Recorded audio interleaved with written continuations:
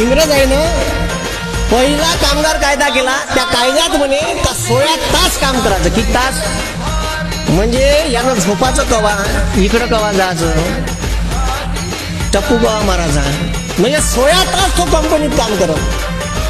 Doctor Babasaheb आंबेडकरांनी इंग्रजाईला letter लिहू एवढं काही सांगलं. मजूर पक्षाची स्थापना केली मजुराच्या हक्कासाठी आणि एक युनियन बनवली, आंदोलन केलं भारतभर आणि इंग्रजाईला कायद्यात बदल करायला लावला. बदलाव आणि कर त्याच्यात 12 तास कर. कामाची वेळ 16 वरून 12 केली आणि भारत स्वतंत्र झाल्यावर पुन्हा कामगार कायद्यात बदल करायला लावली आणि 12चे कामाचे तास 8 केले. आणि ह्या बापूसाहेबानं दाढीवाल्या यानं 8चे पुन्हा 12 केले. हे ना आजचे दिन. आता काय बोमलतं 8चे 12 केले.